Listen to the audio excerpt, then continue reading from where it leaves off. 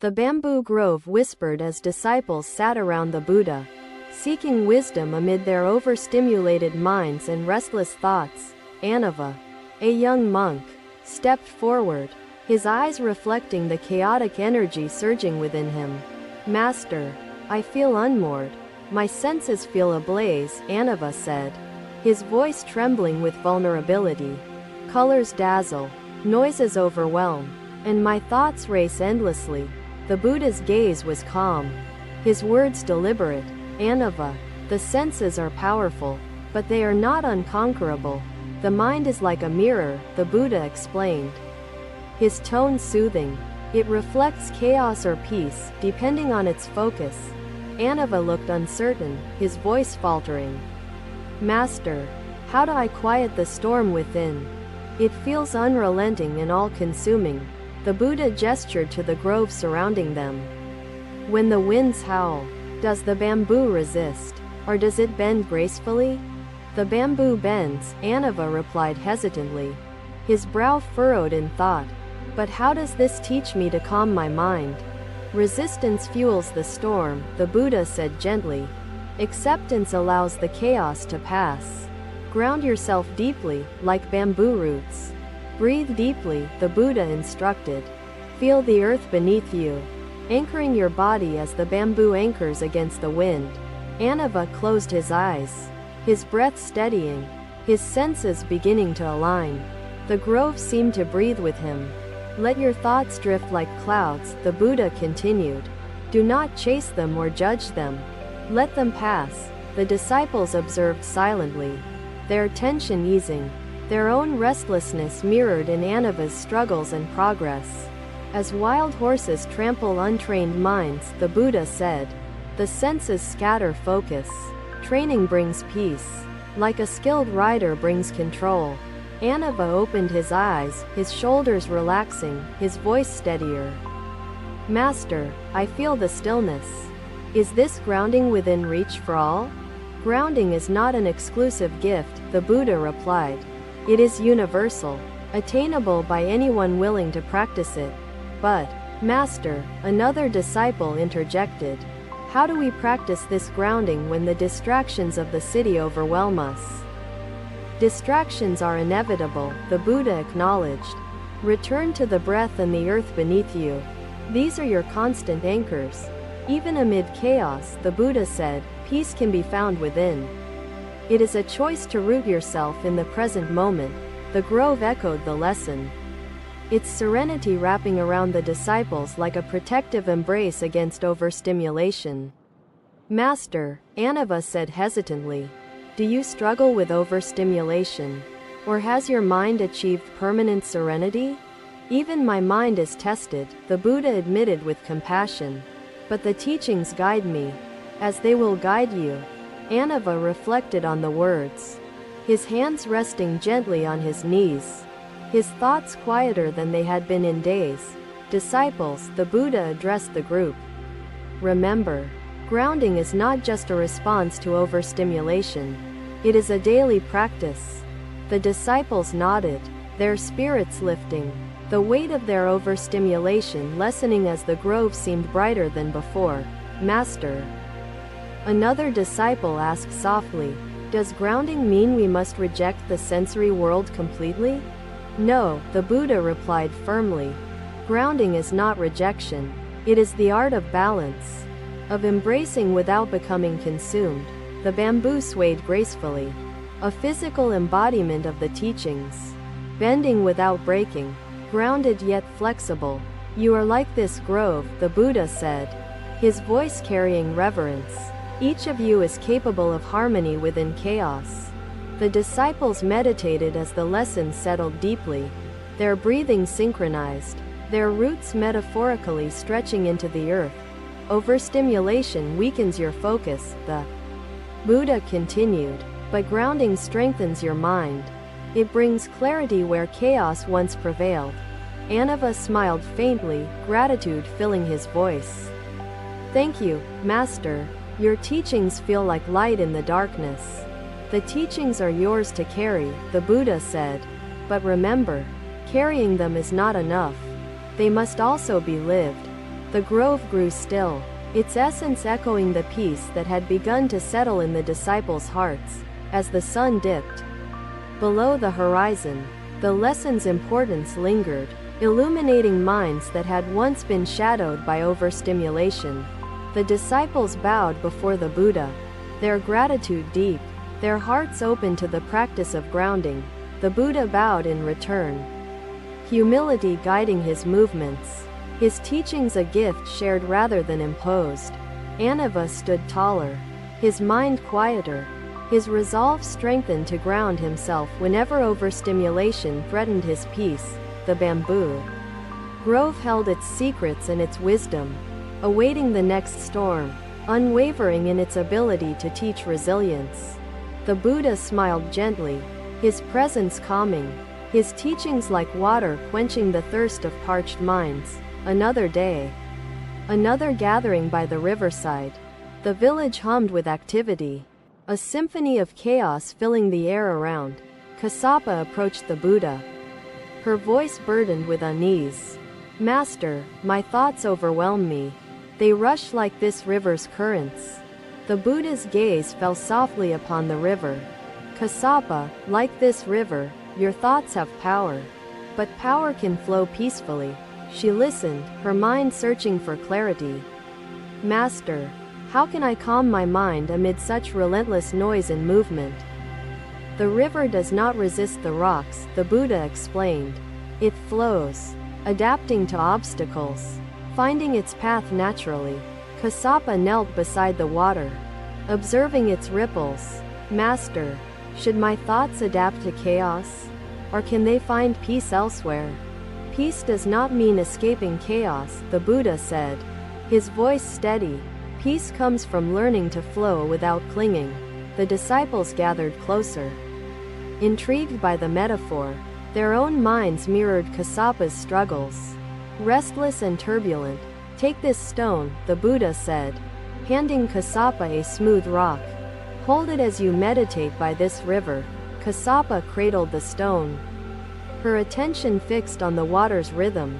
What should I focus on, Master? She asked earnestly.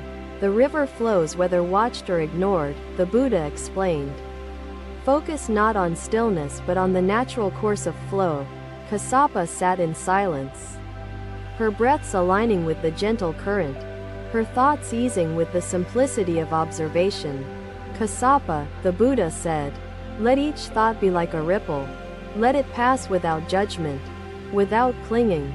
Other disciples took stones from the riverside, joining Kassapa in meditative stillness. The group embraced the lesson with quiet resolve. The mind reflects clarity when still, distortion when disturbed, the Buddha said. Chaos fades when you cease to resist its presence.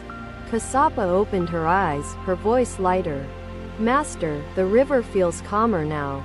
Was it always this way? Or have I changed? The river has not changed, the Buddha replied. Your perception has. Peace lies in perspective, not in external circumstances. The disciples nodded, their faces reflecting newfound understanding. They saw the river anew, a teacher instead of an obstacle. Master, another disciple asked, does this practice require us to surrender completely to chaos, without seeking stability? No, the Buddha said. Stability comes from acceptance, not from surrender. Flowing is not submission, it is harmonious movement through life. The sun glinted on the water, its rays reflecting infinite ripples, each a fleeting moment in the river's endless journey. Kassapa smiled, her hands still holding the stone. Thank you, Master. This teaching feels like light shining through the storm. The storm is not banished, the Buddha cautioned. It is understood. Understanding transforms storms into lessons, not sources of suffering. The group stood, their hearts lighter, their minds calmer, the river's teachings becoming their own wisdom in times of chaos. Kassapa turned back to the Buddha. Master, can the river ever be truly still? Or will it always flow endlessly? The river's flow is its nature, the Buddha replied. Seeking stillness in its movement is misunderstanding its essence. Flow is peace. The disciples pondered the depth of his words. Their hearts warmed by the clarity the lesson brought to their restless minds. The bamboo lining the river swayed gently, mirroring the graceful balance taught by the Buddha's wisdom and the river's flow. The Buddha smiled, his presence serene. Remember, peace is not the absence of movement but the embrace of harmonious rhythm within chaos. The disciples bowed before the Buddha, their gratitude deep, their spirits lifted by the profound simplicity of the river's lessons. The river continued its journey, uninterrupted and unburdened, a metaphor for minds learning to flow without clinging or resisting. The Buddha gestured to the river one last time. Observe it often. Its rhythm can teach you the truth of your own nature. Kassapa felt renewed. The stone in her hand no longer heavy. Its weight transformed into a symbol of peace and balance. The group dispersed, their thoughts quieter, their hearts rooted in the teachings, their minds more prepared for life's turbulent currents. The Buddha walked along the riverbank, his steps gentle, his presence embodying the harmony he sought to instill in others.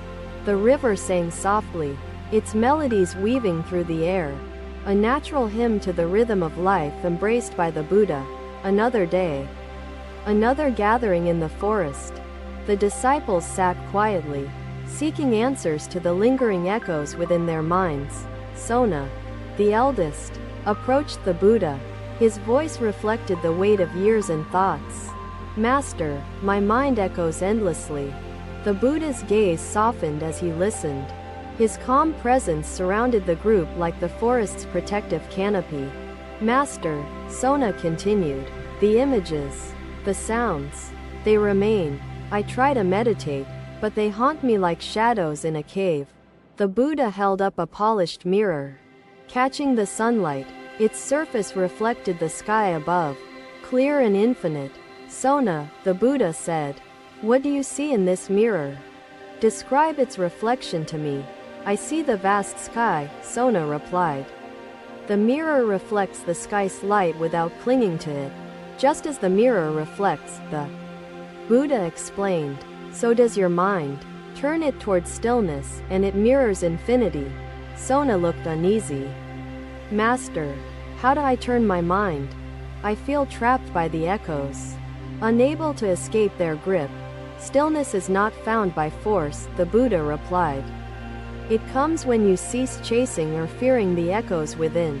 The disciples observed the exchange, their own minds stirring with recognition of Sona's struggles. Sit with me, the Buddha instructed. Close your eyes and let the shadows of your mind drift like clouds. Sona sat beside the Buddha, his breath steadying, his heart easing with the deliberate rhythm of the forest. Do not chase the images, the Buddha continued. Let them pass like shadows over this mirror without clinging to them.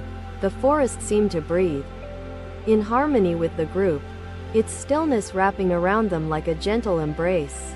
Master, another disciple interjected. What if the echoes are painful? How do we face memories that bring sorrow? Sorrow is part of life, the Buddha said gently. Let it pass. Do not fear it, nor try to push it away. Master, Sona asked hesitantly. Does your mind reflect sorrow? Or have you achieved permanent serenity? My mind, too, is tested, the Buddha admitted. But serenity is a choice, grounded in understanding and practice. Sona nodded slowly, his thoughts quieter, his focus shifting from fear to acceptance of the echoes within. Disciples, the Buddha addressed the group. Reflect stillness not only during meditation but in your daily lives. The disciples meditated, their breathing synchronized, their minds finding glimpses of clarity in the present moment's simplicity. The forest held its secrets and wisdom, its stillness teaching the disciples lessons they had struggled to grasp.